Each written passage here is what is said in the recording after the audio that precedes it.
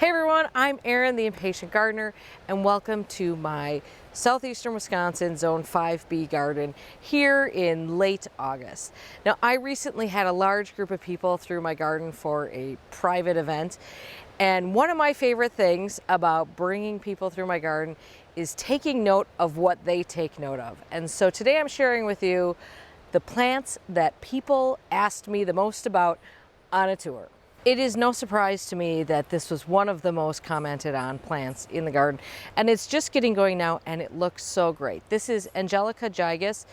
You might pronounce it gigas. I pronounce it gigas, G-I-G-A-S. It is Korean Angelica, and there are lots of Angelicas out there. This one has these gorgeous purple flowers. In my garden, this behaves as a biennial, and I think that's the case in many gardens. I think in some zones, it might be sort of a short-lived perennial.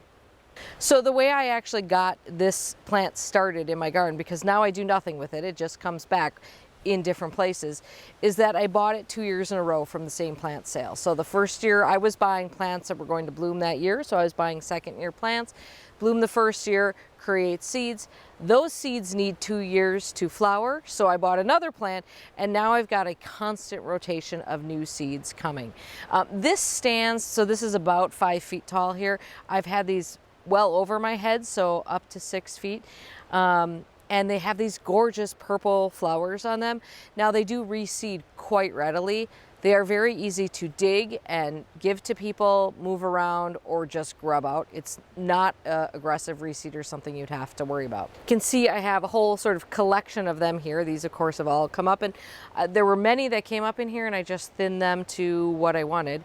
These are incredible pollinator plants, and this white and black wasp in particular seems to really love this plant.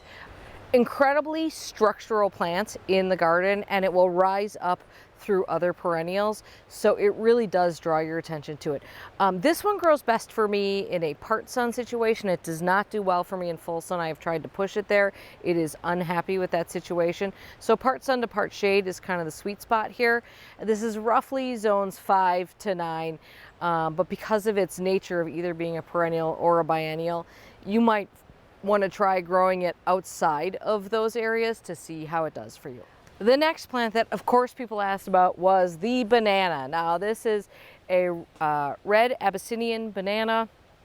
Is an ornamental banana. It will not produce bananas, and I have a whole series of videos about this specific plant, which is amazing. Now I planted it. It was about the height of my head when I planted it this year after overwintering it. You can see where it's at now. This thing will put on growth until I pull it out of the garden in around October or so. I mean, most of the questions about this were, how do I overwinter this? Again, covered in other videos. How big will it get? I put it in the ground this year after growing it in a pot last year because it got so big in the pot that actually there was no room left for any other plants in that pot. And it took a little while to get going, and it does. But when it starts getting warm towards the end of the season, boy, does it really just go. So in terms, if you want to talk about structure, you're not going to get better structure than this in your garden. And in terms of wow, you really can't beat it. In many places where we garden, you will probably not beat the unexpectedness of a very large banana in a, garden that's not tropical. I would be hard-pressed to find a bigger juxtaposition to the banana that I just showed you than this gorgeous, ethereal, airy beauty, which was by far the most commented plant when people came to this garden. This is the Lichterome Splendid, and it is kind of cycling out of its flower now, but it is just this gorgeous little, there's something about airy plants that is so nice. Now this is actually tumbled over a little bit. It would be standing, if it were upright, probably be standing 7 or 8 feet up in the air. But it's just one stem right now, newly planted just last year. And so I supported the stem, and it's kind of arching over these plants here, which might be even better than if it had been standing up. These plants, these see-through plants, I think are so important in a garden. They add dimension to a garden. So you can have taller plants at the front of your border because you can see through them. Anyway, it is charming and delightful. This one is actually growing in, I would say this is probably part sun.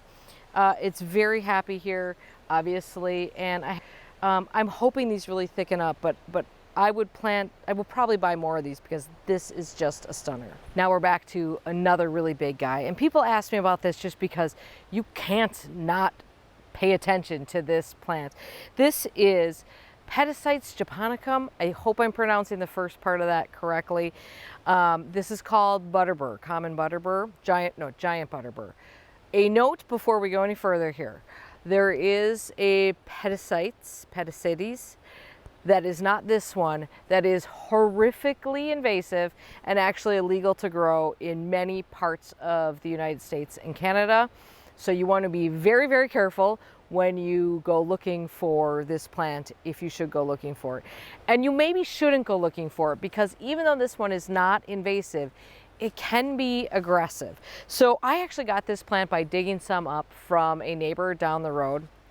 And she said, don't take too many because we started with 10 and they have a huge area of it. So I think I maybe dug up 5 of them. So this plant really thrives in a part shade to shade situation in moist conditions. So I'm growing it along our little creek. I'm going to say creek this time instead of crick. I'm growing it here along this area. I'm kind of on a slope where water will be draining off, so it would be getting more water there. And I don't have it right down in the creek, which by the way this year has been dry basically the entire year because we just haven't had rain. It's really drainage is what it is. I call it a creek because I romanticize that. Anyway, so by pushing this up a little bit, I am going to control its growth a little bit, but it is something to watch. It gets the weirdest flowers you've ever seen. It comes up from a floret like this in the beginning of spring, and it looks like an alien emerging from your garden. It's bizarre. But if you plant this very carefully in either a contained area, an area that you have blocked off, because it does spread by rhizomes, so you know it's moving underground and that's how it's getting around. So that would be in some sort of structure deep enough to prevent those rhizomes from climbing, or, from crawling around the ground. Or if you just give it room to run, which is what it has here. I've got it planted a little bit along this bank. It's got room to run. It's no problem over here. Anyway, very cool plant, very interesting, much different than what you see in a lot of places, but a cautionary tale on this one. You just got to be a little bit careful with this one. When you see this gorgeous cloud of golden grass here, how could you not ask about this? And so that's why this Dischampia goldtau tufted hair grass was certainly that grass that I was asked most about on the tour, because it is looking phenomenal right now. So this variety of tufted hair grass actually has some color to it. Apparently many of them don't have this kind of pretty golden color, so it's absolutely perfect. I've got Lobelia syphilitica growing through here, which is, you couldn't ask for a better pairing. And this was placed here. I'm standing in the garden that Roy Diblick designed with me just a year ago, actually, is when we planted this. The nice thing about this goldtau is this Dischampia wants moisture, but goldtau is particularly adaptable, or more adaptable than others, so it can handle less moisture than other varieties. And Roy actually gave me a great tip when he was here checking on this garden earlier this year, which is that any variety of Dischampia with gold in the name will be a little bit more adaptable to a slightly drier area. So you can see what the foliage actually looks like at the bottom. It's just kind of a nice little clump of green, probably, 14 inches tall, 16 inches tall. And then the flowers get up to probably 2.5 feet, and just create this just gorgeous cloud here. It's also a very light and airy grass, so it provides that movement, which I think is one of the most important things that grasses bring to a garden, is movement, because we don't get that from a lot of other perennials. And last but not least is this cute but very bright little annual. This is Amelia coccinea. This is Tassel Flower. This one is called Irish Poet. And I started this from seed inside earlier this year, and I planted out here. It's actually the second time I've tried it. I tried it last year and I lost them. This year it went better. I will say they didn't really thrive until they got into the ground. But again, this is another one of these airy plants, and it is the brightest orange you will find. And I think that little burst of color is quite appealing in a garden without overtaking everything. These grow to like 2 feet tall. So they're just something that I worked in through this part of the garden over here. Here they are with some orange cosmos. We're doing a little bit of play on orange here. And I have some more over here that just kind of, they're actually throughout this garden, but here they are on the edge, just kind of playing well with the purple love grass that's behind them. And they're sort of throughout here. My hope for these is that they will reseed, because it'd be nice to not have to start them from seed every year. But in terms of an annual to think about popping into your perennial gardens, I mean, this is a pretty good one to do it. It will not take up a lot of space. It's not going to be bossy. It's just this nice little surprising accent. This is a particularly good annual to work into your perennial borders because it's not going to overtake anything. It's just a little surprising accent, sort of a gift for people who get in there and look a little closer, or maybe the one thing that catches their eye because it's such a bright color and draws them in a little bit. And I think that's why I was asked about this, because people were surprised to see this plant in the garden. It caught them off guard. It's not your usual annual that you can buy somewhere, and so they wanted to know more about it. And it's just this little nod to fun. And again, since this is kind of a light and airy plant, it doesn't disrupt your view of the other perennials because it's held up on these fairly, wiry stems.